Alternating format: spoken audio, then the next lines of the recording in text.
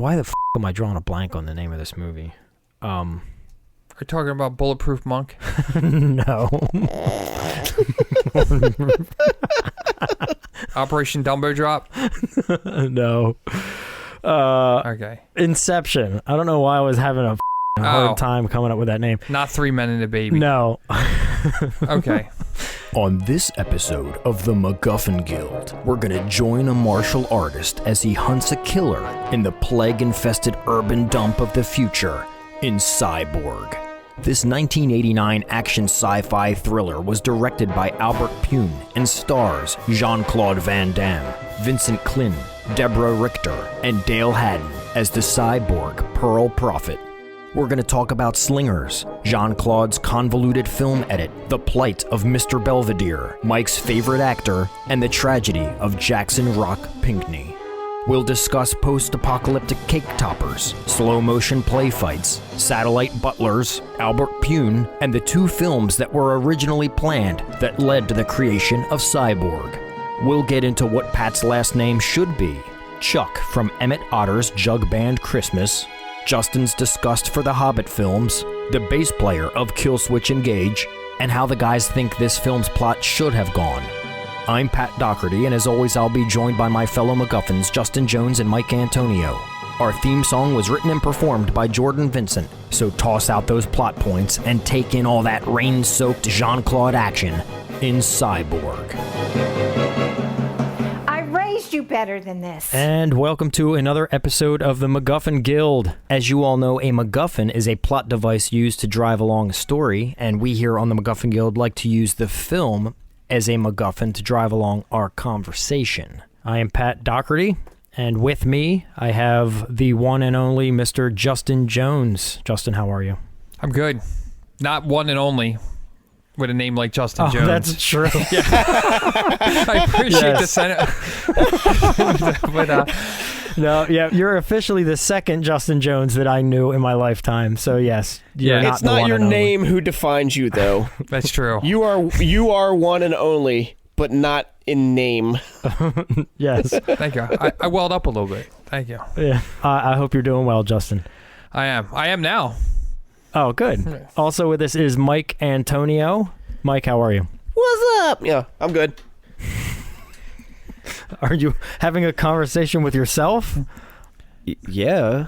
Not to be confused with Michael D'Antonio. Yes, the bass player for Killswitch Engage.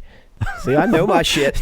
Yeah. Man, I wish you were the bass player for Killswitch Engage. You would look badass up there. Hell yeah. That's true.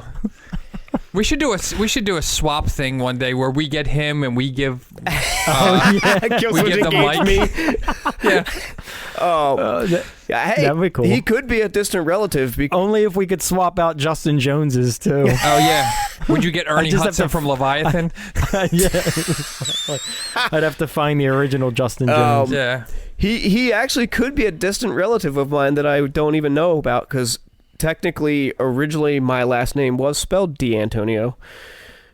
Oh, yeah? Yeah, they changed it at some point. Yep. They dropped the D apostrophe. Well, that's interesting. Well, the one little family thing I have is my last name technically shouldn't even be Doherty. It should be Keenan. Oh, no shit. So I remember that. Yeah. So apparently, long story short, when my grandfather, my father's father, who I never met, he passed away long before I was born, but when he was a young adult, he went to the funeral of his uncle, only to find out shortly thereafter that his uncle that they just buried was actually his father, and he was instead raised by his uncle. So but he didn't know it was his blood father until he was passed. So he was raised by Doherty's, even though he was blood Keenan. Interesting. You know? I don't think I ever knew this story. How did I not know this? That name then passed down to us. So technically, if you follow my bloodline back, you're not going to follow the Doherty bloodline. You're going to follow the Keenan bloodline. Because I'm Doherty by foster child. I don't know. Yeah. Doherty by. Was he adopted? I guess. by? Well, he was just kind of handed over. I guess back then it was different. I guess there wasn't a lot of paperwork back then. Yeah. It was just like, I can't raise him. You guys want to raise him? And then they just kind of took him. Plus, they're still related, so it probably looked similar enough where it's like, you know, it's not like they'll have like dark hair and dark eyes and he's like blonde hair and blue eyed. You know what I mean? It's like, this is interesting. Yeah. Look pretty similar. I don't know how. But yeah, I don't know how I never heard this story. Huh. Yeah. Well, now you know. So I guess what you could say is I'm sort of an Irish cyborg of sorts. That's true. That is a very nice segue. Which leads us to our movie that we're going to be talking to tonight, Irish Cyborg. Yeah, Cyborg. A Brussels cyborg. Yeah. Yeah, Brussels. From an Irish cyborg to a Brussels cyborg. Belgium. Except he's Well, not he's not even Belgian. that. He's not the cyborg in that movie. Yeah. No, he is not. So anyway, yes, Cyborg, 1989, directed by Albert Pyun on a budget of $500,000, which I was astounded by how much money this made. When you looked at what it brought in. I think it made $3.2 million opening weekend, and then overall like $10.2 million, which is pretty astounding. It is, yeah. I watched an interview with Pyun where he said it played in Egypt for like 57 or 58 weeks straight. Oh, geez. Like it was a huge hit in Egypt for whatever reason. It just kept playing. I found that interesting. That's yeah, awesome. That's cool. So this was also written, this film was written by Pyun, but under the name of Kitty Chalmers. Anybody know anything about that? No. Oh, Like what the situation is, why he would slap it under that name? Didn't he use one of his cat's name or something he used or something? I don't know. Something like But that. anyway, so I it is believe him. I've heard that. Yeah, written by him. So this was a shorter movie, right? An hour and 26 minutes long. Yeah, it's I think it was even shorter in Germany. I think they cut out all the violence. And I think it was Germany. It was like 58 minutes. Oh, that's right. Yeah. They had to God cut so much damn. out. But I think even in America, didn't we get a short version? Didn't they originally slap this like an X or something because of all the violence and gore and over the top? Well, I do know that there's a director's cut. Have you seen it? No, I have never seen it. Apparently, he sells it on his own website or used to. I don't know if it's still available. Where it's called Slinger, which if you've seen the movie, that's what Van Damme is. His character is known as a slinger, which is kind of, I guess, like a kind of gun for hire, basically, is what they are. Like a protector. They don't. And I wanted to talk to you guys about this because I feel like they did a pretty piss poor job of explaining exactly what the hell was going on. Well, so I had possibly because they cut the movie to hell. Yeah. They had Van Damme edit it. Yeah, he did. Jean-Claude got his hands on it. I guess he spent an additional 2 months with it in post. To do his thing, which I don't know how I feel about that, but we can cross that bridge in a little bit. I feel like there's something to. I don't know. Well, we definitely need to talk about that because there's a couple things I can say about that. Okay, yeah, I definitely want to dig into that. So let's jot that down. So I felt like the slinger thing wasn't really explained very clearly. And this is something I intend on talking about as well, is the plot of this film. It was not a very thorough plot, to say the least. It's pretty straightforward, but they did kind of a patchwork job of getting the information to us. And I feel like for myself that I wouldn't have had as much of an understanding of what exactly was going on, at least like the general idea of what this world was about, unless I looked it up from an outside source. I feel like that had to do, from what I read about, I think it had to do with Van Damme's edit, because they said he kind of focused on all the action in it, and then kind of like took out like the drama and everything. Yeah, so if you watch that movie, it's just like fight scene, fight scene, fight scene. 3 seconds of story, fight scene, fight scene, fight scene. No, I agree, but I think even something, and I don't know, you would hope that even if you kept the edit exactly as it was, you would hope that like Albert Pyun would like step in at the end and just be like, okay, look, if this is what you're comfortable with, fine, but let's put like an opening crawl, even more so, like they had that intro where they're just screaming about, you know, the way it is now, I like it the way it is, you know. But I love this world or whatever. Apparently the original, they gave you an idea what the slinger was. Which I want to point out real quick. Well, why didn't they on this one then? because Van Damme edited it out. Apparently, I guess. Van Damme. They let him get control because he was. He's Van Damme. I get it.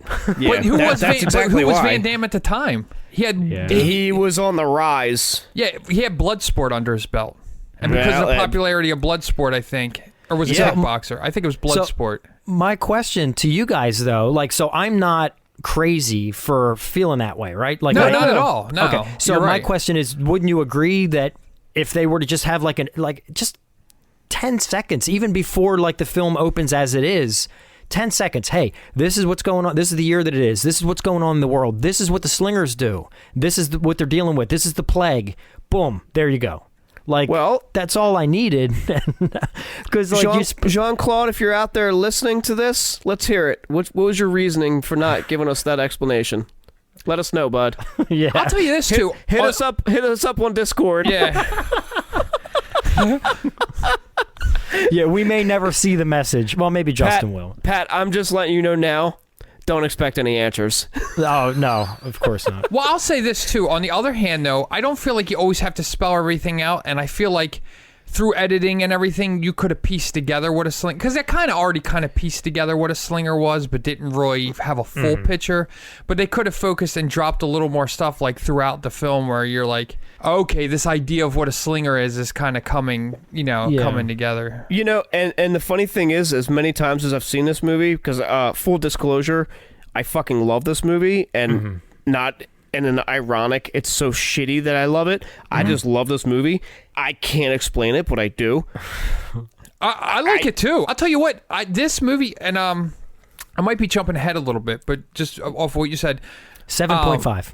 7.5 on the nose. Damn, you fucking called that. How did you know, man? Get out of my head. No,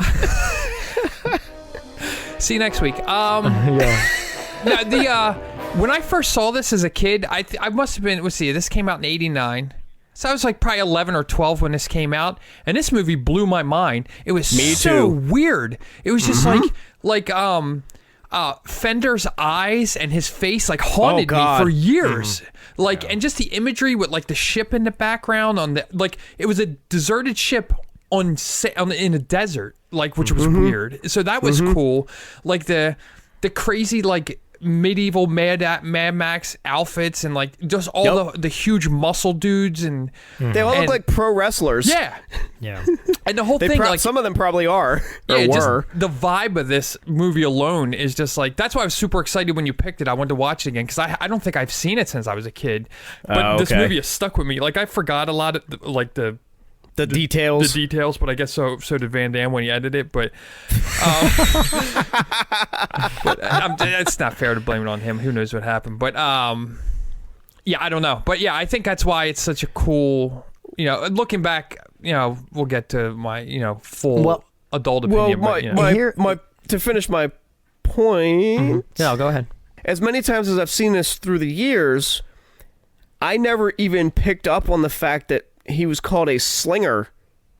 I never even caught that until I heard that Albert Pyun put out his own version called Slinger, and then saw it after that, and I'm like, oh, he says it. But he says it multiple times in the movie, and didn't even pick up on it. Just to respond to what you said earlier, Justin, and I agree with you, and I actually appreciate when films don't spoon feed every tidbit of information. However, I think in a case like this, I don't think this warrants big mystery.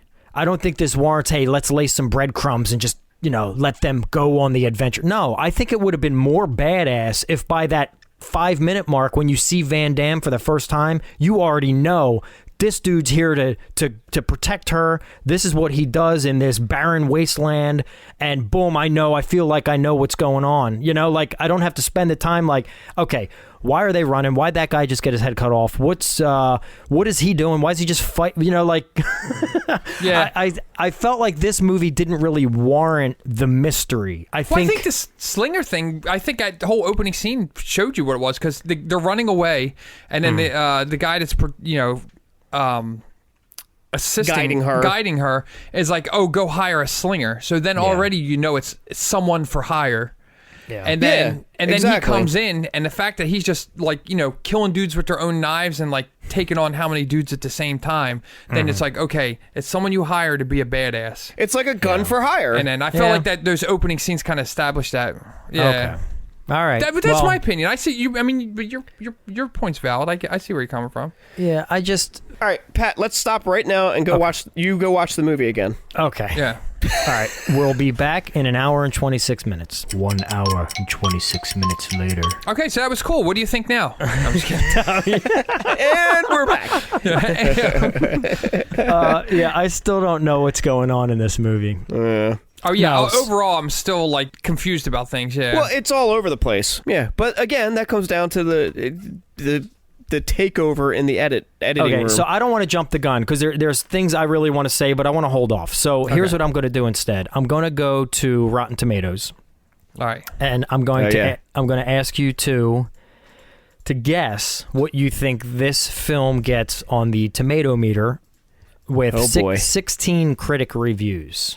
Where do you think this falls on a scale of 0 to 100%? I'm going to say it's the polar opposite of my opinion of this film. Okay. I'm going to say 38%.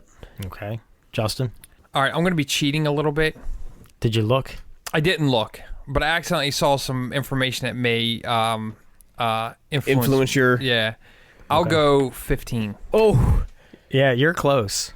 God, 19%. Jesus Christ. I was trying to be generous. Yeah, 19%. And then audience score. Justin, did you get information on that as well?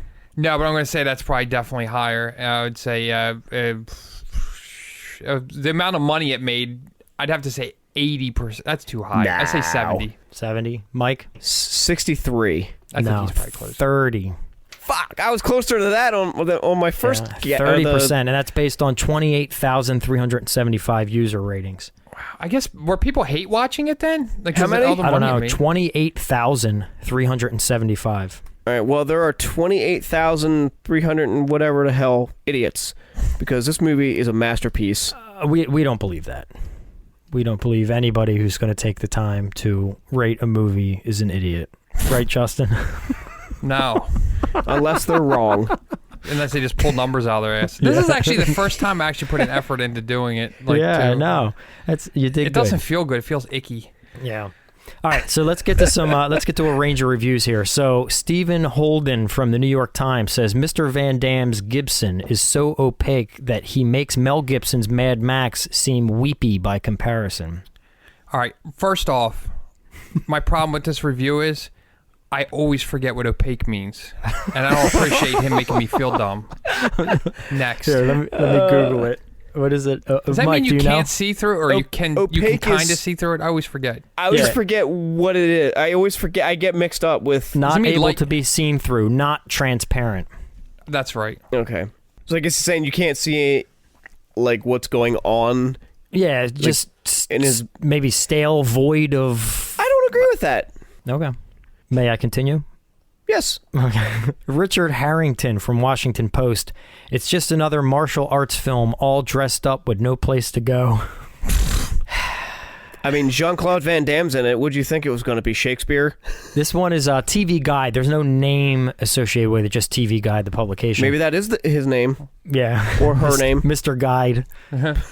Timothy Victor Guide says, martial arts fans will find plenty of action to hold their interest here, but those in search of plot and character are advised to look elsewhere.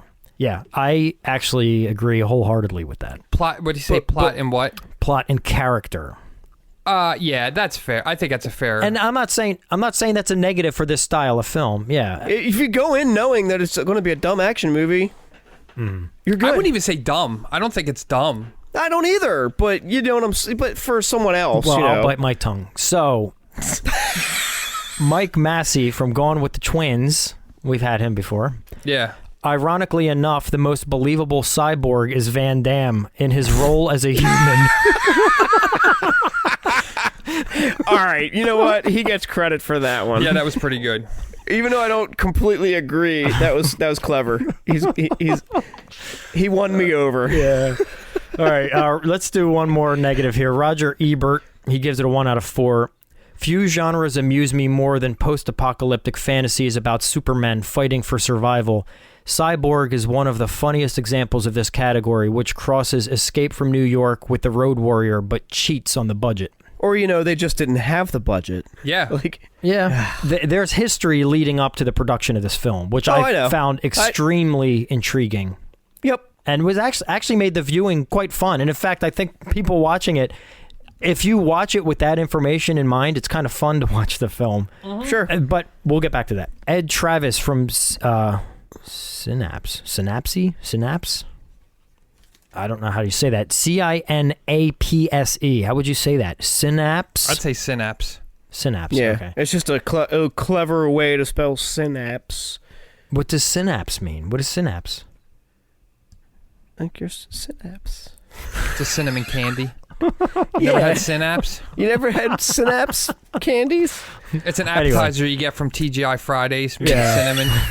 You don't know? Get real. God damn it, Pat. All right. Live in the now.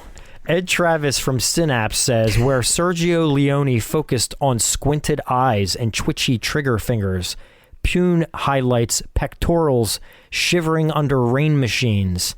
I'm not complaining. I like that review. He's not wrong. No, listen, I will say this. The shit in the rain is pretty badass looking. Yes. Yes. I can totally get why Jean-Claude Van Damme would just be like, yeah, rain machines just make me look wet and sweaty and bruised up and bloody, and then let's just beat up a bunch of post-apocalyptic warriors. But yeah, the rain stuff was pretty cool looking. All right, Caffeinated Clint from Movie Hole. He says one of Van Damme's earlier finer moments. So he's a fan. I agree. And let's get into... Let me see if I could find... Are you guys more. picking up on the hints that I actually really like this movie?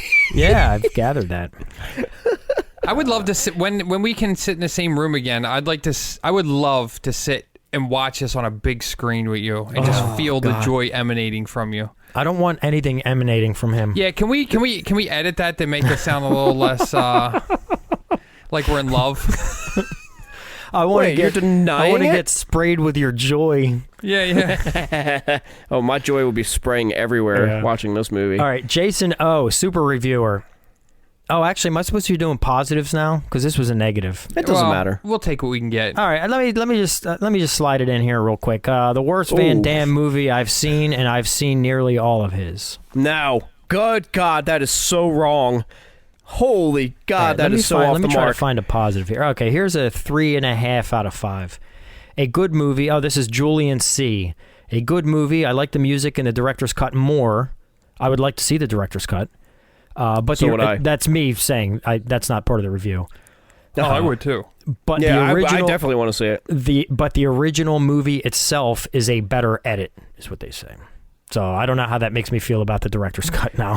I have seen that people say that the theatrical cut is better than the director's cut, but I still would like to see it on my own. See it myself to make my own. All right, let me read this one more review, and then this could take us into talking about. I want to talk about Pyun and canon. I want to get into that. Okay. I think that's important. So this does not have a name. This is just a 4-star review from 2018. It says, what really has made this movie so more interesting throughout the years since the late 80s when it was first released was this film was Canon's last big film before they went bankrupt and the company was doomed. But also given the fact that Cyborg was originally titled and planned to be filmed by the same director to film something else, which I don't know. Do you want me to reveal that now? Yeah, do it now. All right. Mm-hmm. Cyborg was originally titled and planned to be filmed by the same director to film as Masters of the Universe 2, Cyborg is what it was supposed to be called. And also the first adaptation of Spider-Man was also going to be helmed under the same director until financing became a downfall and the company suffered. Then suddenly the company had no choice but to use the same set pieces and costumes from both Masters of the Universe Part 2 and Spider-Man because they had already spent over $2 million in that alone. The director wrote his own script to pitch, and then Cyborg was created. This film is a classic and one of Van Damme's best. Agree. So that is what I hinted at earlier, is when you know the history, that the sets that you see in this and the wardrobe that you see in this film was originally intended to be either in Masters of the Universe 2 or Spider-Man. I think that's pretty awesome. Oh, that is awesome. Like, it was really cool looking for Easter eggs. Like, oh, I wonder what set that would have been used for. Yeah, they lost the rights to both properties. Yep. Marvel and Mattel, I guess, both pulled out, or I saw the writing on the wall. Weeks before they were supposed to start filming one of them. I think Masters of the Universe 2 or whatever it's it was. my understanding that Pyun wanted to start shooting Spider-Man first, and he wanted to shoot all the pre-Spider-Man Peter Parker scenes first with the actor kind of less fit. At that point, after he got all those scenes done, he was going to switch over, shoot Masters of the Universe 2 in its entirety. All the while, the Peter Parker actor was going to be working out and training and bulking up for his Spider-Man body, and then he would flip back over and finish shooting Spider-Man. That is my understanding. But all said and done, Pyun did end up eventually making, actually not long after, ended up making another comic book movie for Marvel, which was Captain America. I guess maybe because he didn't get to do Spider-Man, but they still had Captain America. They were like, all right, well, go ahead and direct that then. Yeah. Cyborg made money, so you can do that now. I always thought, and that's the Captain America where he has rubber ears, which for those of you who have... we should do that movie sometime. Yeah, I would do that. Maybe we could do, we could each pick an old Marvel film, pre-MCU. We'll have to get a hold of the Fantastic Four somehow. Oh, yeah. I think it's on YouTube. Yeah, the Corman one, yeah. So what... I've never seen that. I've only seen bits. One other thing I thought was really cool was the Fender character. He was wearing that chainmail. That chainmail was used on the Blade character from the first Masters of the Universe movie. You remember that? Yeah. So that was so they even pulled some of the wardrobe that they had from the first Masters of the Universe and used it in... I didn't pick up on that. And I also found out through this, I never realized, I guess Dolph Lundgren had said that if they did make Masters of the Universe 2, he was not coming back. Really? He was not going to play the role of He-Man again. He said it was one of the... Really what he said was, coming back. Yeah, but he said apparently, and I'm paraphrasing here, but something to the effect of it was the worst professional experience of his life. Ouch. He got to work with Frank Langella. Yeah, but I don't know. Apparently, isn't Meg Foster in that too? Yes, sir. I mean, not a whole lot. Is Courtney Cox in that, right? Yeah. Yeah. Billy Barty. Oh yeah.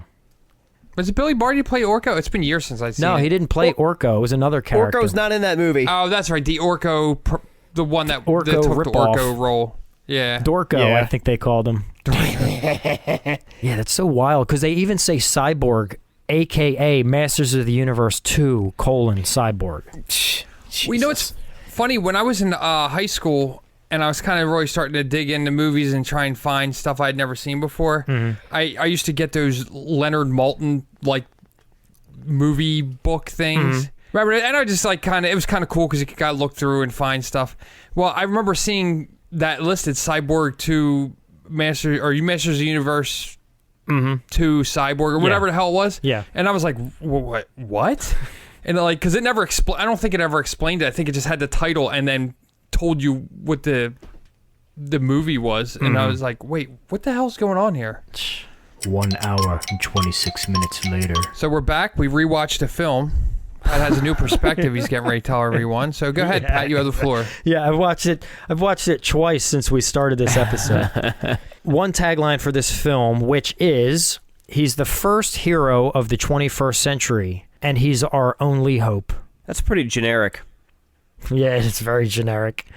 That's like a random tagline generator kind of tagline. But it's accurate for the film. Well, it is. Yeah, where sometimes it sounds cool and it's like, yeah, that's awesome. What exactly does that have to do with the film? But that tagline could apply to 500,000 films. Wait, give it back to me one more time. I'm sorry. Can you say it one more time? Okay. He's the first hero of the 21st century, and he's our only hope. Yeah, that's shit. And this is what... No, but you know what? We're looking at it through tainted glasses here. You want to know why? Why? Because when this came out, it was the 20th century. That's true. So then they were like, ooh, he's the first hero of the 21st century. This also came out before Demolition Man. True. Okay, well, so maybe it was groundbreaking. And I don't know what century that was. Anyway. But this doesn't have any mention of the 3 seashells, unfortunately. It's implied. It was in Pyun's cut. There's also no tickets for swearing. Yeah. Oh, yeah. Or no Taco Bell worship. And I don't believe Schwarzenegger is the president. They never. Yeah, we don't know that. Though. Yeah, they don't show. We don't know. That's true. That's ooh. What's that, Shaggy? Zoinks. So, Mike, this was your pick. Why don't you give us a little history of how this film ended up on the MacGuffin Guild? All right. Well, this is starting to sound like a repetitive trend, but again, it's one of those ones I just saw on TV as a kid, a regular network television, because I wasn't one of you rich folks with cable. No, I just don't think cable was available. We were in such a secluded area, it wasn't available to us. We ended up eventually getting satellite, which is much more expensive, but that was all that we could get. Wait, we didn't have cable like you rich people. We just had some measly satellite dish picking up our TV stations from space in the 90s. Yeah, and our own little home on all of this land. To be fair, we didn't even have satellite till I was like almost done high school. So and it didn't even automatically move. We had to send our butler out there to adjust it. Yeah, okay. I wish. No, I don't want a butler. There's not enough butlers these days. Oh, man, I wish I owned a person. Jesus Christ. No, I would pay the butler. Well, I know they get paid the same. Mr. Belvedere was very beloved. Yeah, that's... Was Belvedere paid, though? Did he make a paycheck? Yeah.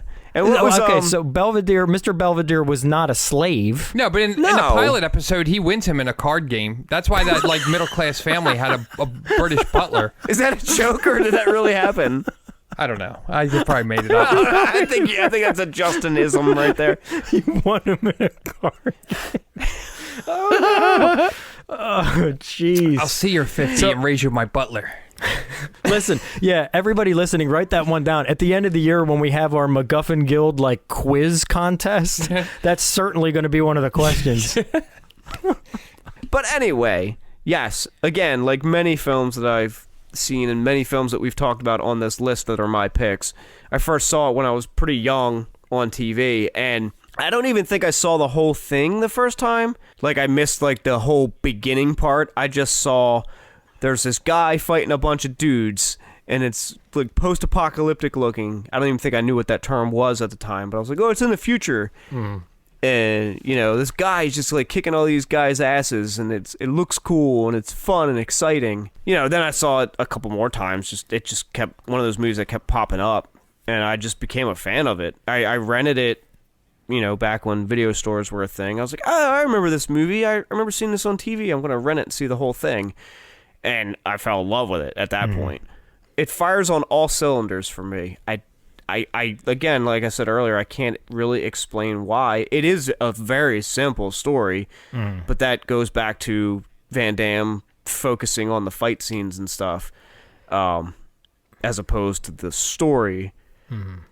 I don't think this movie needs that. I don't think that's what this movie is. This movie is exactly what it needs to be, in my opinion. It's just fun, and it has one of the best villains in any film ever. I challenge you to name one better villain. Oh, God. Well, I will take you up on that challenge. You'll lose. There are none. So I do like the villain in here, but I know he was ripped off from something else. Really? Yeah. And I didn't notice it the first time I saw it, but as soon as I saw him this time and I heard his voice and everything, I knew where he was going with it. I don't know if either one of you guys saw Emmet Otter's Jug-Band Christmas. I don't know what you're talking about. Oh my God! And then they're like at a Jug-Band, and then some other town comes. It's the River Bottom Nightmare Band, and the lead singer's Chuck, and he has these shades, and he comes in. He's like, "I'm hungry." He has that growly, gravelly voice. They totally ripped Emmet Otter off. So it's cool. I still like the villain. Does he take the glasses off and show his blue eyes? He never takes them off. That's where they kind of, that's where they diverge. Yeah, but then they ripped that off from Peter Fonda in Once Upon a Time in the West. I think he said he was influenced. That's why he gave him the blue eyes, because he had the piercing blue eyes. Oh, yeah, that makes sense. Dude, Vincent Klyn is my favorite actor. I've said that before. Oh, he is awesome, dude. I loved him in this. That I'm being kind of ironic about. He's not actually my favorite actor. But, man, he is so awesome in this movie. When I was a kid, he terrified me. Oh, me too. This is what I would have hoped. And, Justin, I still want to get to your history with this. Okay. I don't think we addressed that yet. But the one thing I'll say about him, the Fender character, that's his name, correct? Yes. He, again, I'm trying to keep things in perspective. I'm trying to look at it through the correct lens. I'm not trying to, try to force it into being something it's not and then judge it unfairly. But it did get a little ridiculous by the end, where all he was doing is those awkward screams.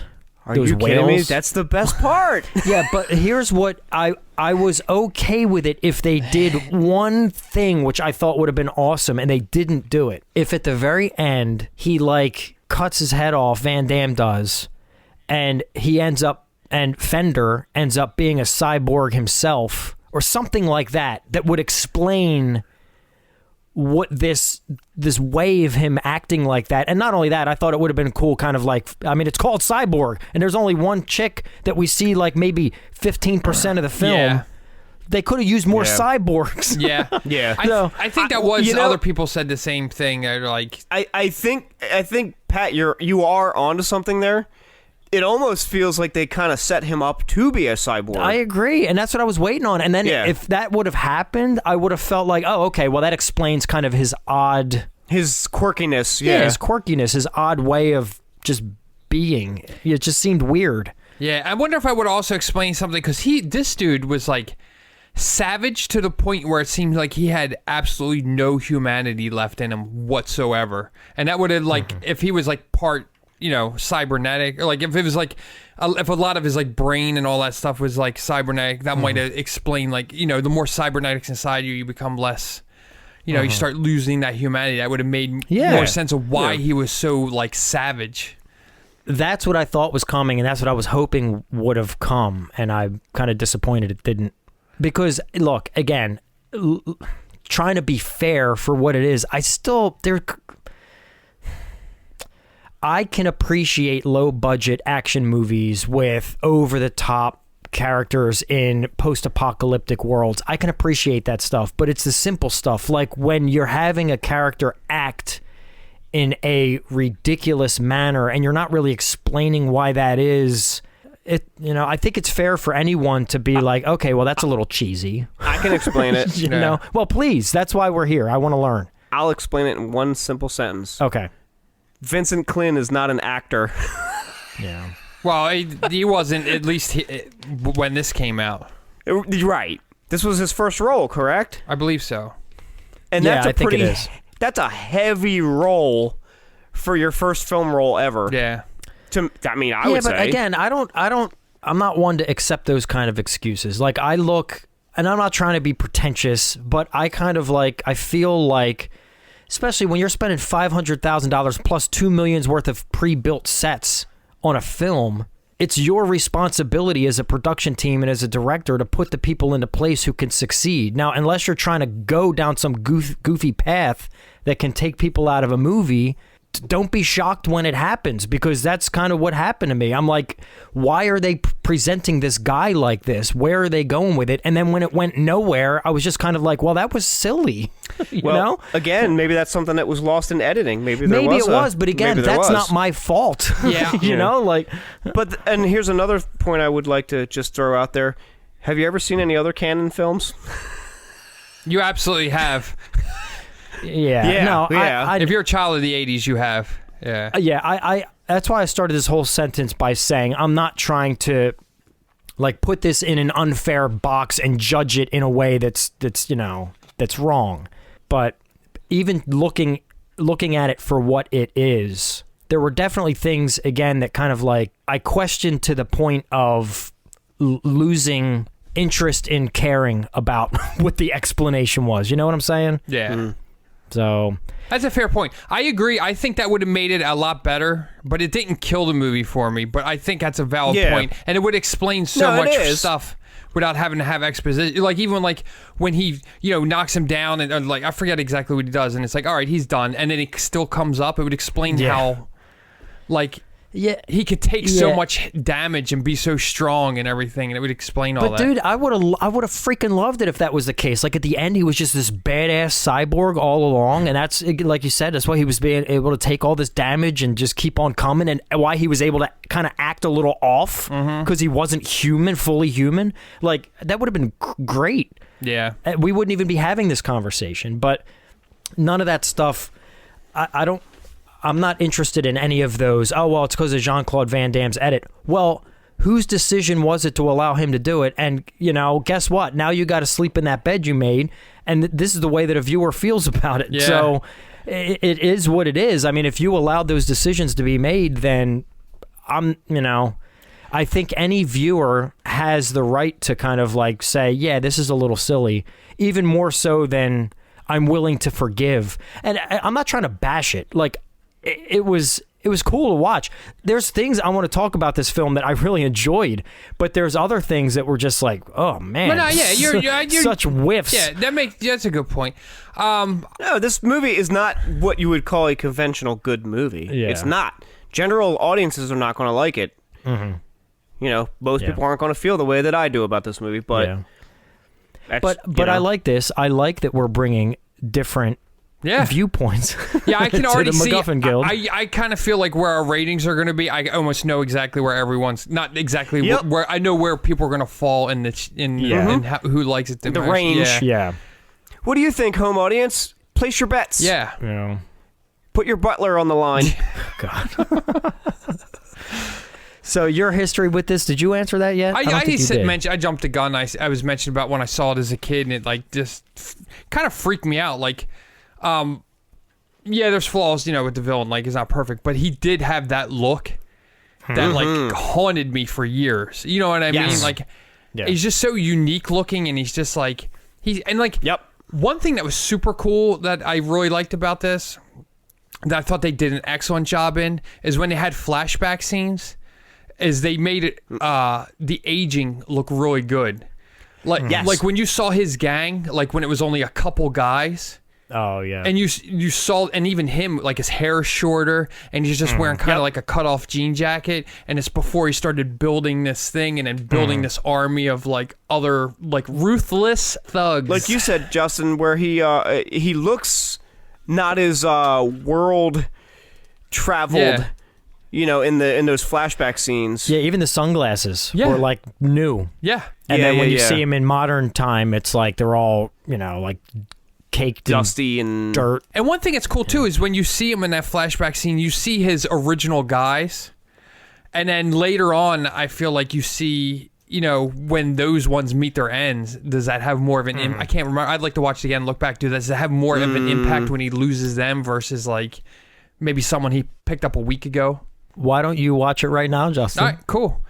All right, we're gonna take a real quick break, and we'll be right back. 1 hour and 26 minutes later. All right, we're back.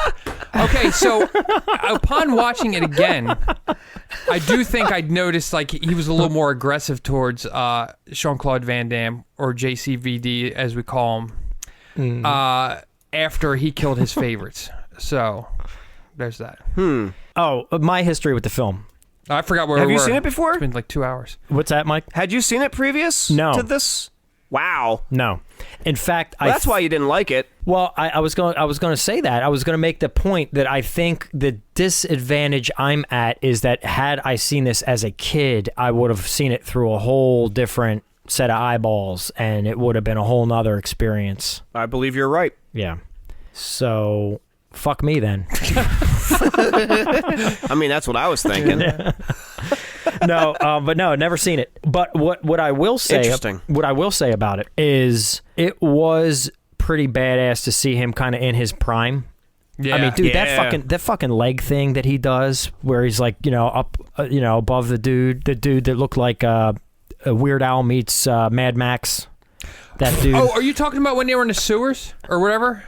Oh yeah, the sewer thing was awesome. Maybe I'm confusing it with another part.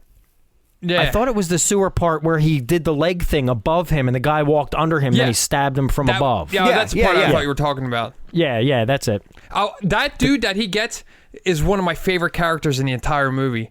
Oh, yeah? I don't know why. There was something about that guy. I think he has maybe 0 lines, give or take. But, dude, he had such a presence and he was so badass looking. Like, I think he, like, totally, like, got that whole, like, post-apocalyptic barbarian meets like 80s metal dude, like, you know what I mean? Mm-hmm. Yeah, like he was just awesome and he was just like aggressive and just, I don't know, he was super cool. Yeah, that's like one of the things I really enjoy about this movie is the look of the characters. Like, all around, I think everybody looks like super cool.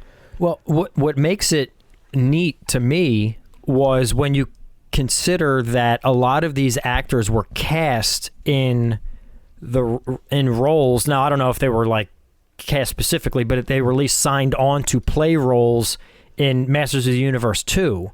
So it was fun for me to try to think of, like, that's why they all had all these big bodybuilder types, because they were all supposed to be playing like He-Man characters. Yeah.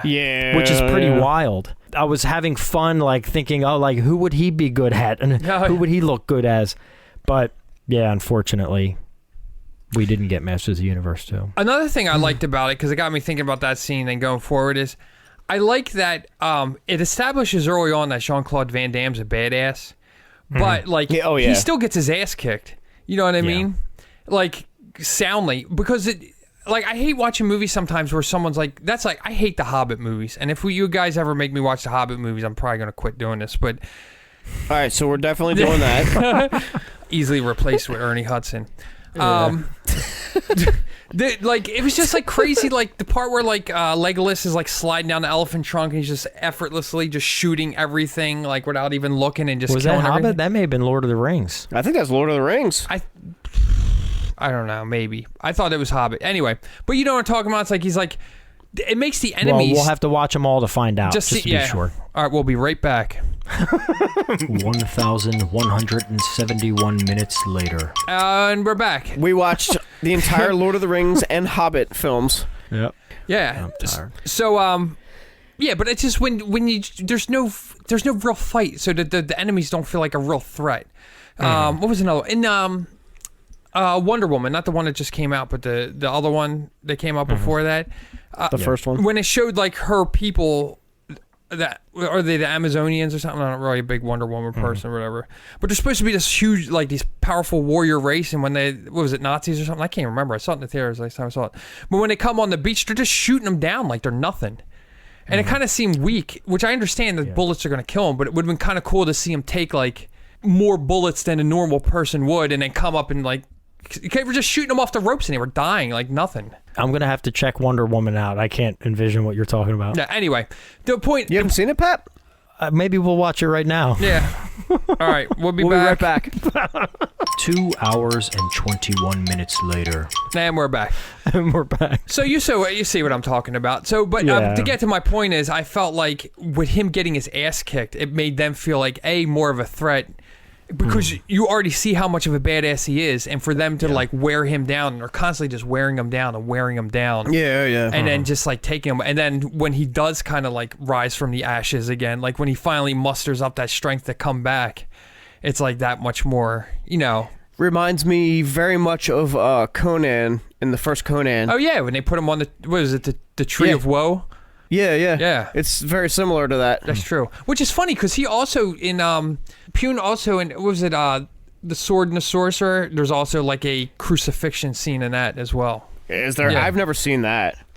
That was his first film, I think. Yeah, I've never seen it. Is that good?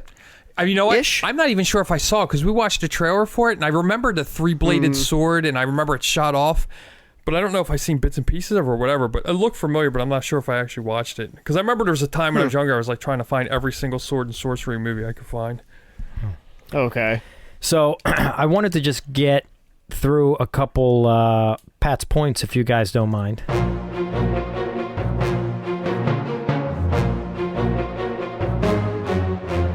Pat's points. Oh, thank you, Justin.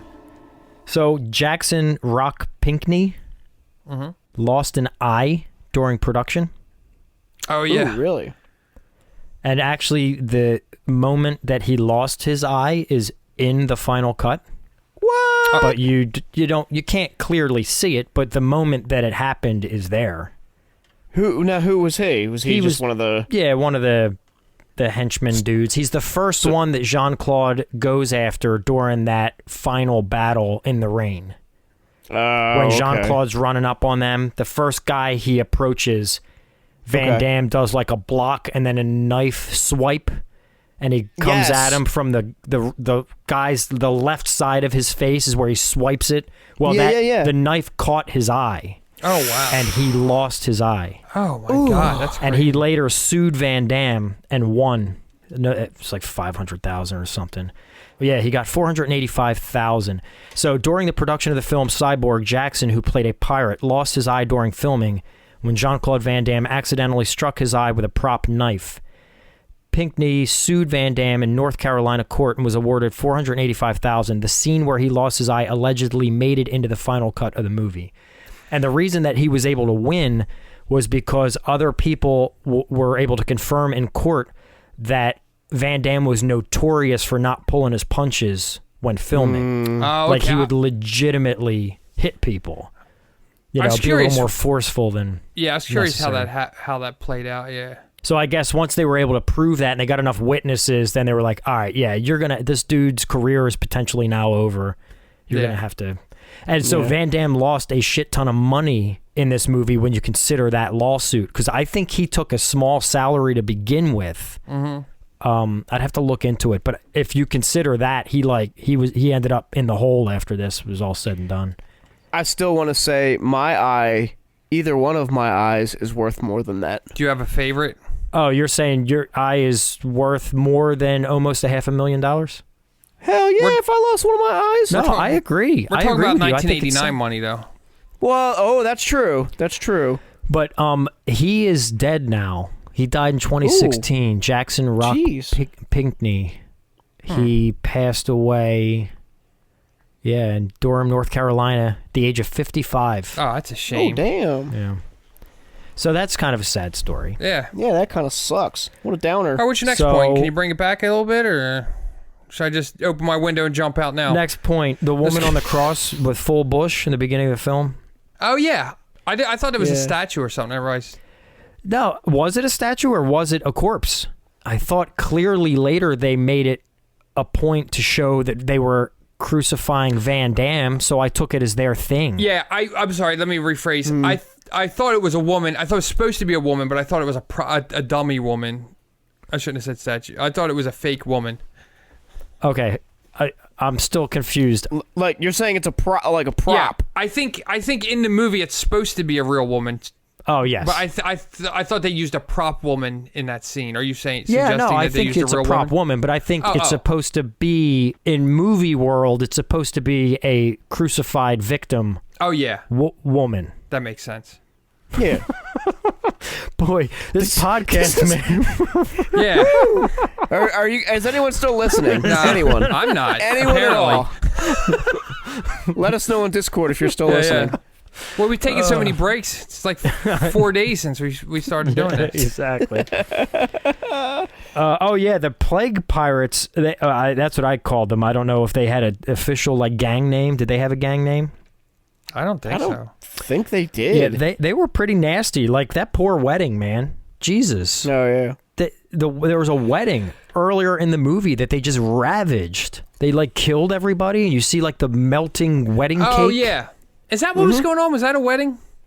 I got the impression it was a wedding. It was a post-apocalyptic wedding. Yeah, and then they just they showed up and then they just destroyed the place and killed everybody in sight. Yeah, that was brutal. I didn't understand what was going on because I thought it was just like a married couple that had their cake topper thing there or something. I don't know.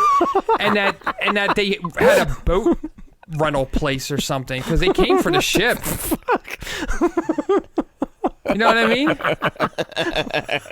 That's Maybe I missed the point. No, it sounds like I don't know. Well, that's what happens when you edit out all the dialogue and shit. Nobody fucking knows.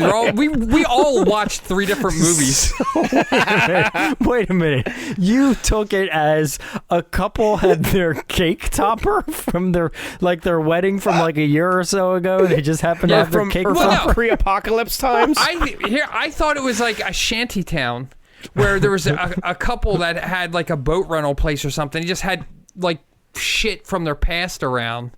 And it's like, here's something that meant something. Brink, and they put it up there. No, but I think there was actual cake there, correct, Mike? It wasn't just a cake topper. It was like cake. Oh, shit. All right, let's go back and watch it. We'll be right back. We'll take a break and we'll watch it. 1 hour and 26 minutes later. And we're back. It was a cake topper. Anyway, yeah, so I was under the impression they used that scene to show how brutal this gang of pirates was. That they literally just like moved in on this wedding and just ravaged the place, destroyed it, burnt the place to the ground, killed everybody in sight, just to show what we're up against. Jean-Claude Van Damme's wig in the flashbacks was pretty fire, I'll be honest with you. He looked like an anime character. Yeah. He just looked like a French revolutionary soldier to me. Yeah. I did like the fact that you saw the Hoboken sign, Hoboken, New Jersey. Oh, yeah. And to be honest with you, the entire movie pretty much looked like Hoboken, New Jersey to me. No sets needed. Nope. That's modern day Hoboken. Filmed on location. I thought it was weird, too. They were called pirates, but they had to steal a boat. And then the dude was like, I can't swim. And I hate the water or something. I don't know. I thought it was weird to call them pirates when you only see them on the water for a bit, and it's because they stole a boat. Which pirate couldn't swim? I missed that part. Fender. Fender couldn't swim? Yeah, because when he's beating up the couple, he says something like, he's like, I can't swim or something. He says something about not being able to swim. Interesting. And hating the water. All right, so let's talk about... So apparently... But he loves this world. When Pyun, a.k.a. Kitty Chalmers, wrote this film... He gave a lot of the characters names based on instruments and such. Yes, sir. So I have a list in front of me of some of the names I was able to gather, and we can talk about, just for the layman out there who may not know some of these musical terms, what some of them are. I know, Justin, you'll probably know most of these. Mike, probably not as many. No, I know a few. Yeah. So, but yeah, these top 2 are pretty straightforward. Gibson, Rickenbacker. Yeah. Yeah. So Gibson obviously is guitars and such. Rickenbacker the same, bass and guitars, correct? Fender tremolo. Fender is guitars and bass, of course. Fender's been around for a million years. And tremolo, which is like a trembling note, correct? Yeah. And then you have Marshall Strat. Marshall amps and the Fender Stratocaster, I guess. Correct, yep. And then you have Pearl Prophet. Yep. Pearl's the drums or percussion. And Prophet. Anybody know Prophet? No, that's that one I don't know. They make keyboards. Okay. And such no shit. And the like. That I did not know that one at all. Then you got Roland Pick. Roland is keyboards as well. Yeah, Roland keyboards and other kind of equipment. They make mixers guitar amps and stuff too, Yeah, amps. Yeah, they and do then all that pick, stuff. I'm guessing that's just a guitar pick. Yeah. Oh, yeah. And then you got Natty Simmons.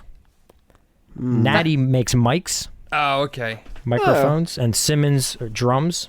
Okay. So anyway, I thought that was interesting. Vux. What's that? Furman makes like amps and stuff, and I don't know Vux. I don't know if that was a play on Vox, because I know they make amps. I was gonna say Vox, VOX, yeah. So that's kind of cool. Yeah, I thought that was cool. They named them like that. Yeah, and it works. I think it's not. It doesn't feel like awkward. You know. Like, it doesn't feel shoehorned in or anything. It actually feels like it's organic to those characters or whatever. I thought it was kind of weird. Yeah, I mean, it was... I don't know. I don't know that I would have used the Rickenbacker name for, like, the main character. Like, Gibson's fine, but Rickenbacker I thought was kind of trying too hard. I would have moved that one down to, like, one of the lesser characters maybe and given him, like, I don't know, Gibson Prophet or... I don't know. But I'm sure Rickenbacker is someone's name, so... Gibson PRS. So there you go. Yeah. Yeah, okay, so continuing on Pat's points, the arm break that Jean-Claude Van Damme does there, in one of those earlier fights where he like turns over the shoulder and then breaks a guy's arm over his, shoulder. And then somebody gets their package grabbed. I think the woman grabs somebody's package. She grabs a guy's junk, yeah. And then what's that? That's during that fight scene when they're in that like crumbling building. Yeah, the big fight. I love that scene. Mm-hmm. That's the scene, like when I first saw this movie, that scene stuck with me. I think that's where I started watching it. Really? When I initially saw the movie was during that scene, and it just like blew my mind. This movie is like a beat 'em up video game. He's just going from scene to scene, beating up the bad guys. Yeah, that's it. And having flashbacks.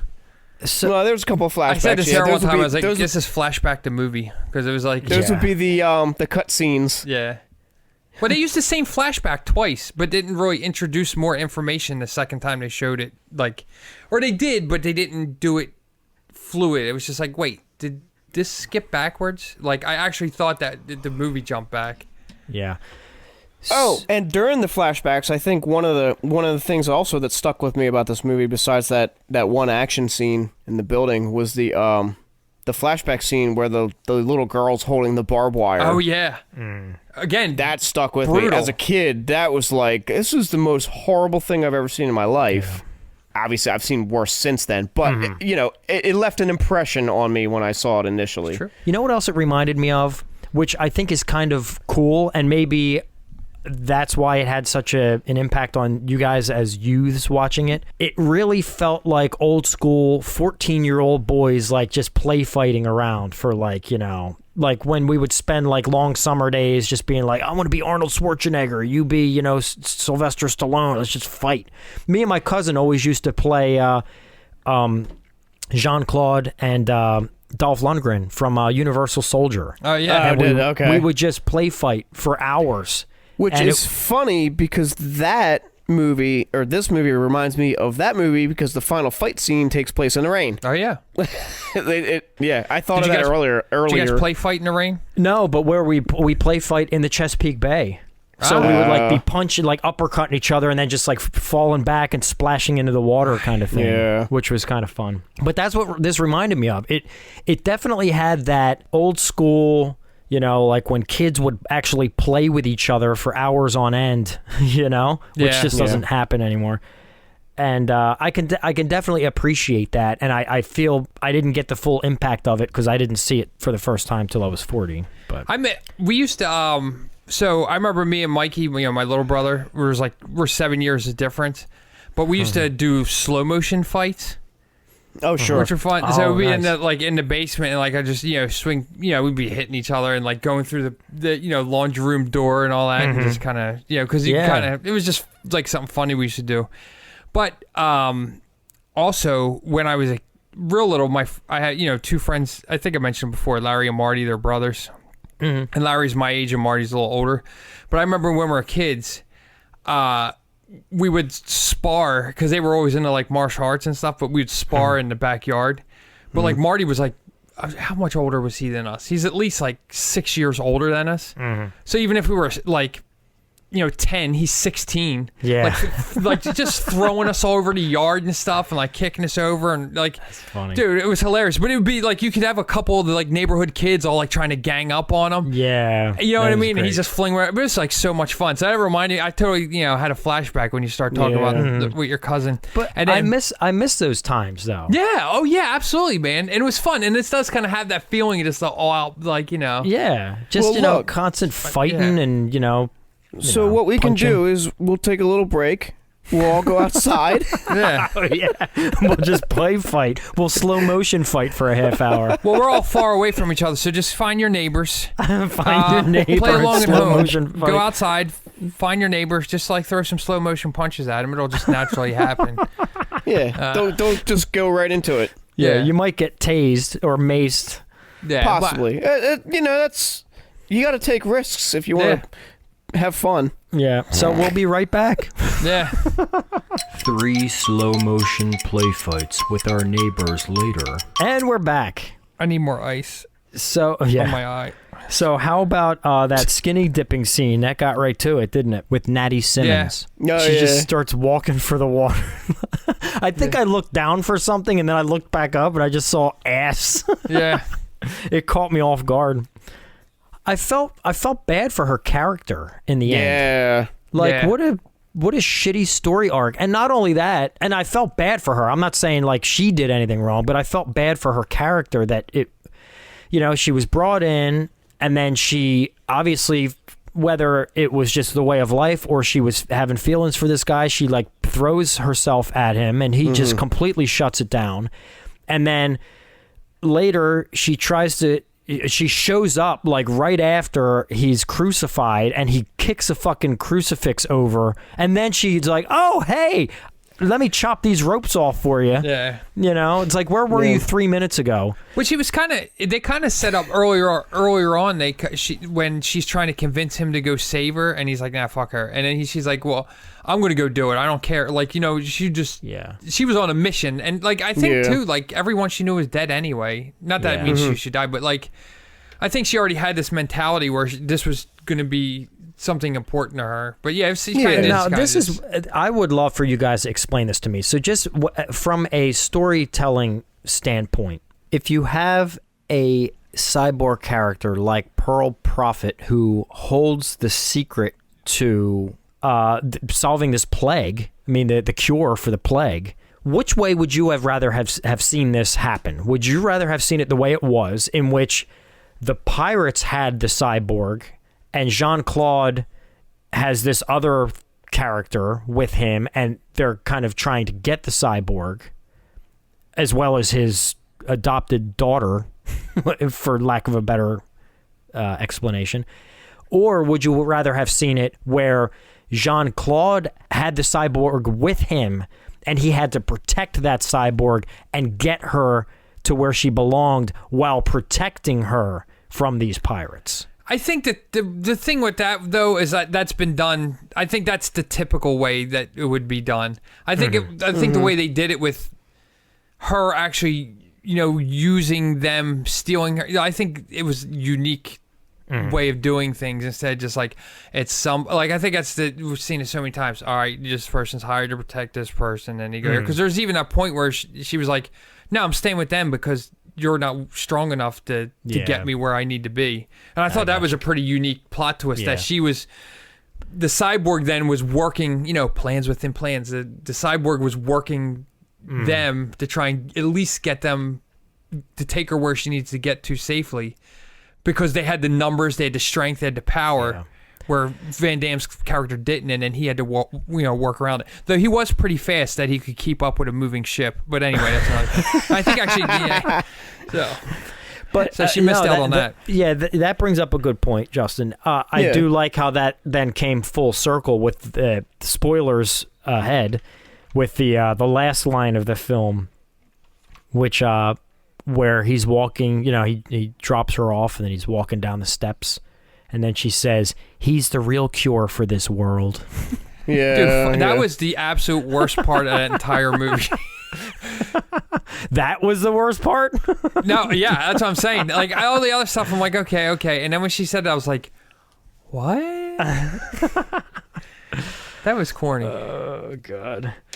Yeah, I wasn't really feeling the music in this one either. There's times where I like it. Mm-hmm. Oh, I like the intro music. It kind of had a similar thing to Zero Boys for me, where I was really digging the intro music, and then the rest of the music I kind of felt like was a little lacking. Well, we didn't talk about the other female character. His daughter character. Yeah. Quote unquote. Played by Haley. the adopted daughter or whatever. Yeah, she goes off with him at the end. Mm-hmm. So that's pretty cool. Well, her crew's dead. Yeah. So there's that. Well, no, she was a captive of them, though. Yeah. She wasn't really. Well, she was like a Patty Hearst. Well, no, I mean, I think she was there against her will. I think she was just there by situation. Like, where else was she going to go? You know what I mean? She was like, they killed her family, and they're like, all right, well, you could either come with us and survive, or like how old was she? Like 12 or something? Like, figure out what you're going to do now. Yeah. You know, I think again, it shows the power they had, where people would just go there, and I think that's how he amassed all those people. Because the power collects power, like whether it's right or wrong, they had to, you know, the might. People are attracted to that because he took that leadership role. He offered them, you know, a place. I was gonna say there was one scene that was interesting though when they're walking. I think as they're getting closer to Atlanta, and Hotlanta, or as in Futurama, the lost city of Atlanta. But do they call it that? Yeah, there was one where it's like because Atlanta fell into the sea anyway.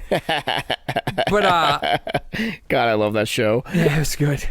There was a scene where they're heading down there, and she says something, and then it was one of the few times where Fender actually kind of loses his cool, and he says something like, "Don't talk down to me," or something like that, or like it showed like a sore spot, like which I don't think. He just seemed kind of like whatever, like he was just kind of like a ruthless killer. But there was that one scene where I thought was interesting, where it showed him being a little sensitive to her, like maybe at that point maybe she was in a position of power where she knew where they were going, where he didn't know what was going to be when they got there, like how they were going to work it. You know what I mean? So I don't know. It was just an interesting point of vulnerability to this otherwise menacing killer. Badass. Yeah. They really jacked up Pearl, didn't they?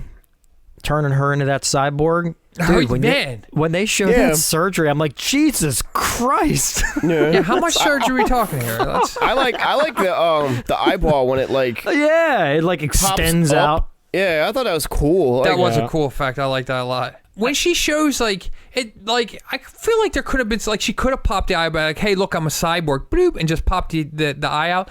But no, she like pulls off the whole top of her head, and then it goes into stop motion. Yeah, which high def did not do this film any justice. And yeah, you know what I mean? That's probably the roughest segment of the whole film. Yeah, and then her wonky eyes, like when they're trying to show emotion on the face of this stop motion clay head, and it just wasn't really working. It made me feel really uncomfortable. Maybe that's why they only had one cyborg in this movie. They're like, F that. That's too much trouble. So did we talk enough about Jean-Claude and him stepping in and editing? Did we talk enough about that? Is there anything we missed about that situation? I think the fact he just did it, and that's where the action, you know. But does anybody? How did that come about? Well, that's the question I have. Is that a situation that was kind of like he brought up last minute? And I think he wanted to or something. Like he wanted to get involved in that. And it was Golan Globus. They're the guys. The two guys. Was it, I forget which one's which. There's Mannheim and Yakum. Yeah, they're cousins, right? I believe so.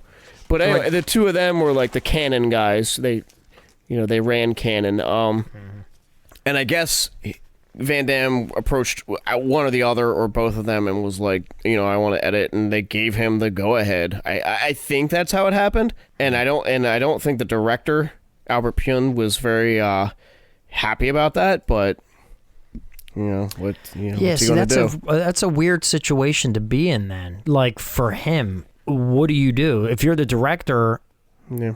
And then you got this Jean-Claude character who now has editing control. Like that's bizarre. That would feel especially because like he was only like really known for Bloodsport or whatever it was before that, and just like, oh, we know you've been doing movies for like 10 years, but we're gonna let this guy. But listen, I can understand him being in the editing room when they're like working on the fight scene edits. Well, that's what I was gonna bring up, dude. Let me make sure the story makes sense. They said he was like very, very, very capable of editing the fight scenes because he he knew how to cut it together. Yeah. He had it like he could see it all in his head. I can understand that. Look, there's a friend of mine who owns a karate studio, and I guess he was just watching the what is it? Cobra Kai season 2 just came out recently, I think. 3. So season 3 came out, and I saw him commenting just how dreadful the fight sequences are. Now, I'm sure to the layman, we don't even think about it, but someone who is well versed in the arts would call that shit out quick. So I could totally understand having Jean-Claude in the room for that and saying, hey, does that look legit? Is that good? Does that flow? But for him to have full control over, the story making sense is just, it seems counterproductive and ridiculous. And that's why they have directors. That's why they have editors. That's why they have a chain of command. Yeah. It sounded like there was a lot of desperation at this point. Like, they might have seen the writing on the wall. I mean, that they were going bankrupt. And there's like, I don't know, just get someone to do something that's different, or just like get this shit out the door. Like, you want to do this, fine. The fucking ship's sinking. Just fucking edit it. Look, so this is where I have like the weird conundrum where it's like, I don't know if I should dig my heels into the sand with like fighting for the artistic side of this, or I don't know if I should accept the fact in this case that this is a business ultimately, and the decisions that were made in this production led to them flipping $500,000 to $10 million. So they did something right business-wise, but art-wise, I mean, well, I know was that business-wise that got the money, or was it because the actual footage they had was good? You know what I mean? Because apparently they made all that money, and people still didn't like it. I'm with you, but ultimately it was the business decisions. Now, you can say, bringing Jean-Claude in to edit was a good thing, was a bad thing, but ultimately it made $10 million. So, that's the point I'm making, where it's like, I'm not sure where to draw that line sometimes, or what side to take, where I defend the art, which the natural part of me wants to defend the art. And that's why I'm always so hard on producers and directors that don't do something about the wrong people being in the wrong positions. Yeah. So like, I get like, I have a really short fuse when it comes to that. But then the flip side of it is I keep having to convince myself, okay, well, ultimately, whether you like to hear this or not, it is a business, you know?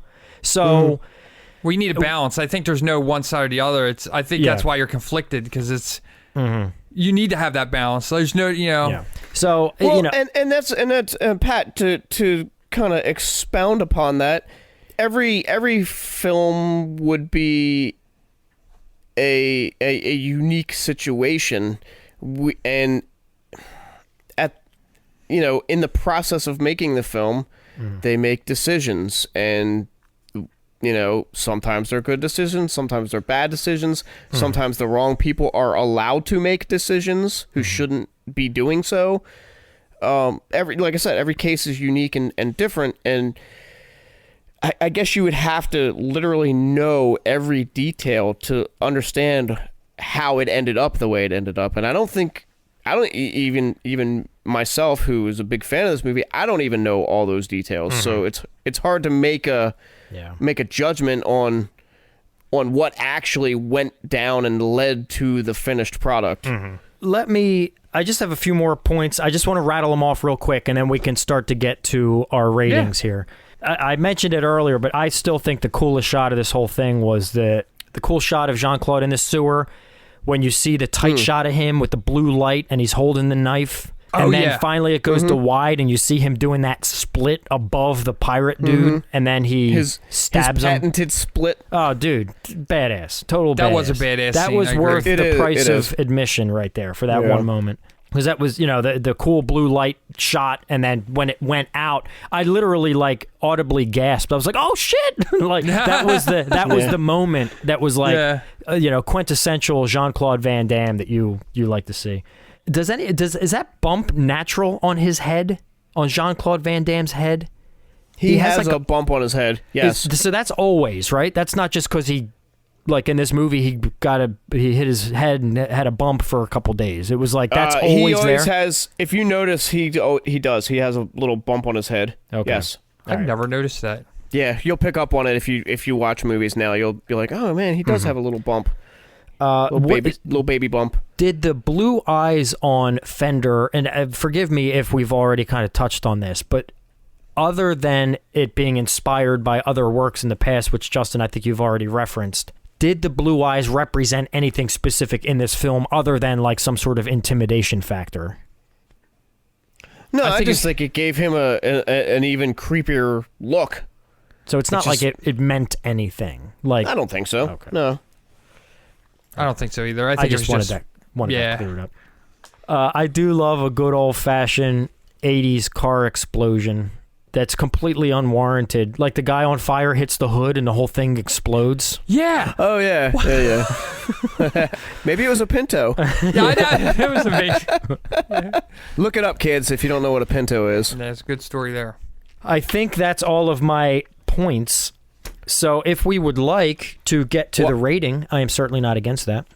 I want to point out two things real quick that we did not discuss. Okay. Mike's points. Yeah. The opening monologue done by Fender, that is sampled in an old Method Man song. Oh, nice. Called Judgment Day. Cool. Or actually, I believe Method Man is doing the dialogue. Yeah, he's like redoing. I believe so. Oh, but he I've does also, it. He's like doing the speech. Yeah, okay. And Nice. also it's sampled. That speech is sampled by other hip hop people. Like I've heard it directly sampled multiple times. So it's a pretty popular little monologue from the beginning of that film. Yeah. Which I do like. I think that little opening thing is cool, where he's like, talking about. They're trying to find a cure for the plague. Why? I like this world. He's like saying, I love that. I think it's cool. That's a really good impersonation, by the way. It's terrible. It's going to be my new ringtone when you call. Yeah. And we didn't talk about, we briefly teased it, but Justin and I earlier were talking about Vincent Klyn, the movie he was also in that everyone, a lot of people have seen, a much more popular film. Pat, do you know what it is? He was in, what's it called? Where you've seen him? Point Break? Correct. He's one of the surf Nazi guys, basically, with Anthony Kiedis. Yeah, okay. From Chili Peppers. Yeah, he's one of those guys. And that is what his actual profession was. He was a surfer before he became an actor. Before he became a pirate? Yes, before he became a post-apocalyptic pirate. I didn't realize because there's one part when he gets on the ship and it sounds like he has like an accent that he never has like anywhere else in the movie. Oh, really? Yeah, and he's like, "Come on, mates," or something like that, and I'm like, "Oh yeah, he does do that. Yeah, he's doing like a shitty pirate accent. I think he's trying to." Yeah. But he's also from New Zealand. Originally. So I don't know if maybe he still it just has snuck out. because he was from New Zealand and then moved to Hawaii, I guess, and that's where Albert Pyun first saw him because that's where he's from. And he said when he saw him, he just wanted to put him in a movie because he thought he was menacing looking. Yeah. Perfect casting, I think. I think he's. Well, I wouldn't say perfect. I would. I think he's fantastic. I love the way he looks, and I love the fact that he keeps going. Yeah. And his neck is all straining, and his mouth is hanging open with those crazy weird blue eyes. Oh, I love it. I love it. Crazy rip too. For sure. But anyway, all right, that's all. I just wanted to bring those points up. This was your selection, Mike, so I'll let you decide in what order we are going to rate this thing. Justin, Pat, me. Okay. Justin, Pat, me. Yes, Justin, Pat, me. Not without a ring. All right, so here... I'm trying to take out the nostalgia factor. 6.7. I like it. I enjoyed watching it. I want to watch it again. And like I said, I know how much Mike likes it. If I'm experiencing something with somebody and they really enjoy it, I feel like I vicariously enjoy it more. And if I'm with someone who's not really digging something, it kind of deflates me. It can definitely influence your enjoyment or non-enjoyment. So I definitely would love to watch this with Mike because I already like it. I don't love it, but I already like it, and I feel like I would be able to catch that excitement watching it with him. Because I watched it with Sarah when I watched it, and this is definitely not one for her, and she wasn't too crazy about it. And I wouldn't imagine it would be. Yeah, so I kind of was just like, because there's just some things, like a lot of like she had a lot of the similar things. I think that Pat like his points and you know and things like that. Pat's points. Pat's points. Yeah. But yeah, I enjoyed it. I had the nostalgia factor. I liked the characters in it. I liked the bad guys in it. Like they were just like this crazy like rip post-apocalyptic barbarian whack jobs. Yeah. And I would have liked to seen a little more cyborg action. Pat's point about him being if he was a cyborg then, it would have like definitely that would have elevated it. Even though I think that would have been a more because I kind of complained that I liked that, or I didn't complain, but I said I liked the fact that they took a non-typical approach about him having to track her down. I do feel like him being the cyborg would have been more typical, but it would have fit. Like Pat was like right on the money there. But like, it's kind of building up to it, and everything else would have made more sense, and it just would have fit nicely. It does really feel like it was like maybe initially they were going to do that, and then they changed their mind. I would have been totally fine with this film being very run-of-the-mill plot-wise, but you know, which it was. No, the plot was incomplete, if you ask me. And you know, like Justin, you made a valid point about, you know, him tracking her compared to him having her the cyborg with him. I get that, but to be honest with you, if it was that more like cookie cutter, hey, I got to protect this cyborg at all costs, I would have been fine with that in this scenario. This film isn't anything that has to I agree overthink it. It just give me a clear story, even if it's one that's been done 100 times, and then, you know, kind of like puff it up with some killer action, you know? Yeah.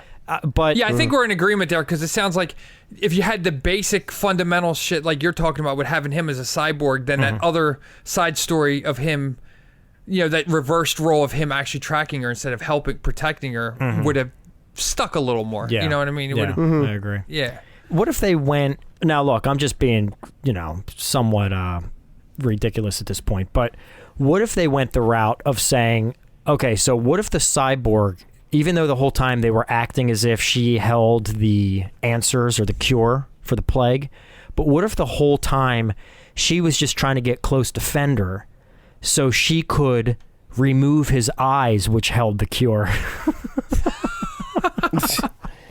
Then we could tie everything in together into a nice package. Though, man, I think you might be onto something, though. Like, what if it was all a big setup where they had her going to New York to get data to bring back to Atlanta. But what if all that was a bullshit story to attract the attention of Fender? To get her close to him. Because if he was a cyborg, maybe there was some, like, he was built in a lab somewhere and had some kind of special something in him that they can, like, chip or something in him that has some kind of data or something like that. They could have done something like very Johnny Mnemonic, very basic tweak to the whole thing, and really made it like, oh shit, that was good. That was a good, like, you know, futuristic post-apocalyptic action movie. You know? Yeah. Oh, I do feel like in my case, I feel like I might be peppering that with information I have post 1989 when this came out of all the movies I've seen since then. Yeah. I'm probably pulling stuff from there, but still, point being, I think there's a lot more interesting stuff that could have been done. Yeah. So I'm sure you guys can tell I'm going to go pretty low with this one. And you know me, I want to be fair to this movie, but at the same time, I also want to be fair to all the other movies that we're going to do on this podcast. So if I just say, oh, okay, I want to be extra kind to this movie and rate it what could be viewed as unfairly by giving it a higher rating than what I'm feeling inside, then that wouldn't be fair to the other movies that we have to rate. So that'd be bullshit. Yeah. Go with your heart. I'm going to go kind of low on this one. I'm going to give it a 3.8. So that makes sense based on the things you said, and it's and that's like I said. I knew you were going to go low. Yeah. So, I thought you were going to at least hit 4. No. So I'm a little surprised. No. Do you think it was a lack of nudity in here? Not that there was none, but do you think it needed more? No, I think it just needed someone to make sure the plot was digestible. No, I see what you're saying, yeah. And that's what is maddening. If they were making a sequel to Inception and the plot was a little difficult to follow in the end, I can kind of see how that can get a little tough. You know, like, Of course. When I see some movies, I'm blown away by how the filmmakers are able to tell such complex stories in a short amount of time and have us follow along. This is not something that warranted that much thought. Not to sound rude, but I mean, seriously, you just need a basic plot to set up the fights. That's what we want. But I thought they could have done a little better with the plot. The fights I thought were great. The rain stuff, I don't know if I've ever seen. The only one I can think of is the fight with Busey and Mel Gibson at the end of Lethal Weapon out in the street. Oh, yeah. Isn't that in the rain? It's in I think is it the rain or sprinkler? I can't remember, but you're right. Yeah, sprinkler in the There's water. Definitely water. Yeah. That's the only one that comes to mind as being like kind of like in my data banks is like, awesome like fight rain scenes. I'm sure we can think of others, but I thought that shit was badass. I was thinking of Blade Runner, but it wasn't like an epic fight. It was just Yeah. But the rain stuff in this film was badass. Like, it looked good. It was shot well. I can imagine shooting in the rain is a nightmare, and it just looked really good. And so I definitely give it props. I mean, some of the stuff was shot really well, and I wish it was cut a little better. I thought that sometimes Jean-Claude, I thought, was so focused on the making sure we could see all his things, all his isms and all his actions that, I didn't need to see the same kick 3 times. Like he would do those quick shot, like where you'd see the same exact kick 3 times quickly. Did you guys pick up on that? Like, no. I could see that. If you watch it again, sometimes like you see the same punch, like it's the same punch, but he shows it from multiple angles real quick. And it's like, Anyway, there's a lot when it comes to the action side of things to, like, if you're just looking for like a, you want to sit back, have a couple beers, watch something that's just like, that's fun. And this is what this did for me too. It brought Jean-Claude back into my life, and it made me want to go back and watch a lot of his movies. I don't know the last time I've seen a movie with him in it. Like, I know he's done the, what was it, The Expendables 2 he was in. I know he's still doing stuff, but I haven't really sat down and watched a Jean-Claude movie in years. So it was fun to kind of see him again, especially at his peak. So I'd like to go back and watch some of his stuff. But anyway, I'm still sticking with the 3.8. So, all right, that's fair. That is that. So Side note, don't ever feel bad or guilty about any of your ratings, because that's, No, that's I know, but you know what, though? Yeah. I love you guys, and when I hear, like, Mike is so excited about this movie, and I'm going to be like, yeah, this is shit. No, I'm trying to... I thought it was shit, too, but didn't want to make him feel bad, so I got us covered there. I'm trying to... And not only that, there's a lot of people that that it takes to make these movies, and it's art, and it's not easy, and I get that. So I'm never going to be like a pretentious, like, oh, this is garbage, like all uppity about like judging this stuff. I have a bigger respect for the craft itself and what goes into making it. So I try to be respectful to that too, because it's not just one person. No. Yeah, you gave it a constructive criticism because you didn't just sit here and dump on it all the time, like the whole time, like, oh, this movie's stupid because it's got a robot in it. Like, you gave points you didn't like, you gave points you liked. It's not like you were sitting here shitting on the whole thing, because you actually brought there was a point actually you just brought up that I didn't even think of, and I was like, oh yeah, that was pretty cool. You just said it a couple minutes ago, but I can't remember. I think it was when we took a break to watch this again. Oh yeah. But anyway, final thoughts? Can I give my rating? Oh, you didn't do that. All right, see you next week. I've been waiting the last 45 minutes for you to get finished talking about your rating. Continue. I forgot you were here.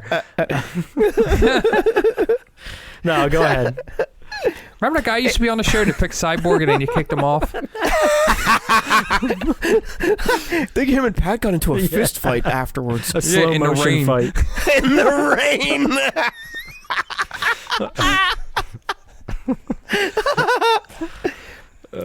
One other point I want to point out really quick. A lot of points. With your pointer? In the point. Anyone else notice there's a lot of knife sharpening in this film? Yeah. Yeah. Like Jean-Claude Van Damme, there's a scene where he's doing it, and then there's a scene on the boat where there's like all the dudes in Fender's group are sitting there just like as they're Oh, yeah. traveling. They're all All the like, sitting there pirates. like simultaneously sharpening their blades and stuff. You're like, what the hell is that? That's funny. Like they had nothing better to do. Well, this I is mean, what people do do in they the though? I don't post-apocalypse? think they do. That's probably No, it. probably not. I just, it stood out to me like, why is everybody sharpening their bladed instruments all the time in this movie? Aren't they sharp enough? But anyway, I'll give my rating now. Okay. Ready? Yep. Are you ready for my wisdom? I am. 8.4. Wow. Jesus God. You went. I knew you were going to go high. I knew Pat was going to low, but I didn't know you were going to go that high, and I didn't know he was going to go that low. You guys think I'm kidding? I love this movie. I don't think you're kidding. I believe you now. And Pat, in your defense, and you even said it earlier, it could be the nostalgia factor. Justin, I know you tried to separate some of the nostalgia, but I think that's part of what makes movies enjoyable to us. Because it brings you back to that place where you first enjoyed it. I agree. So for me, I've just always loved this movie. As a kid, I didn't see the flaws. I certainly do now, and it's not like listening to you guys point out the flaws is the first time I've thought about it. No, this movie is ridiculous. It really is, and there are problems. But man, I just love it so much. I don't know. That's good. I love that you love it. Yeah.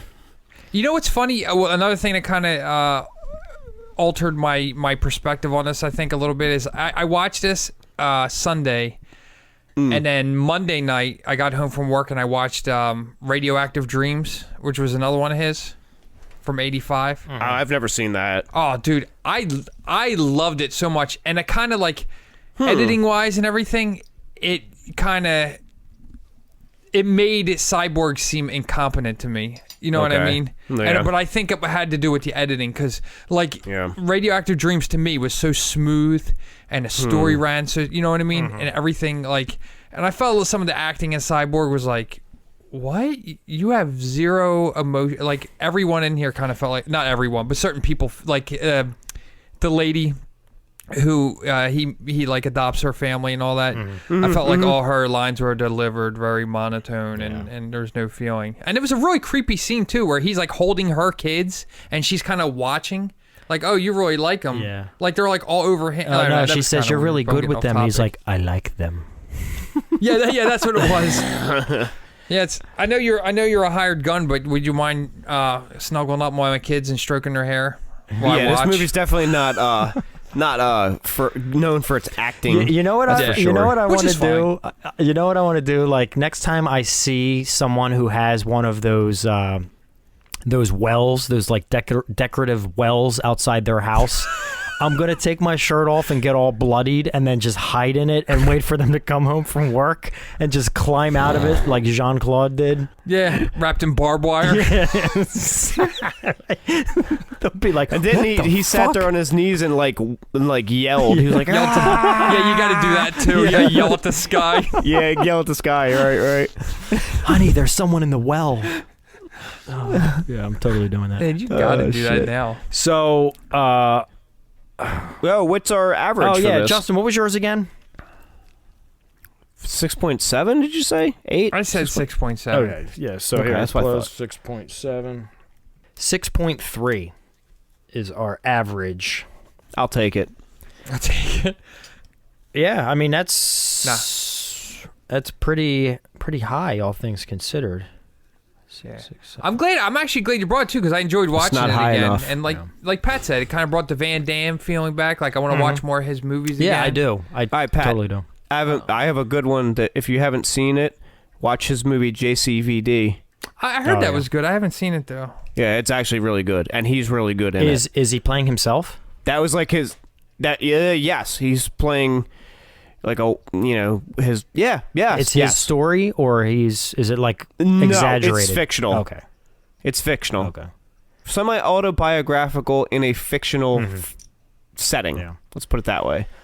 Unless you guys have any final thoughts about Jean-Claude Van Damme's Cyborg, or Masters of the Universe 2, Cyborg, then we can probably shut this thing down.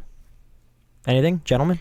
I just say check out more Albert Pyun movies because there are definitely some cool ones in there. I think I just mentioned Radioactive Dreams, which I absolutely loved. I want to watch that again. And check out Canon Films because if you're not a child of the 80s, you probably didn't grow up with a lot of the stuff that we saw. And there's a ton of stuff to get in there. So, yeah, that's it. That's all I got.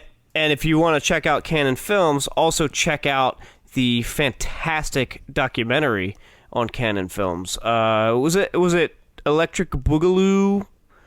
Yeah. The Rise and Fall of Canon Films, I believe it was called. That's readily available. I think it's on Blu-ray, DVD, all that. It's probably streaming, I'm sure, too. Great documentary. Covers the whole God damn it.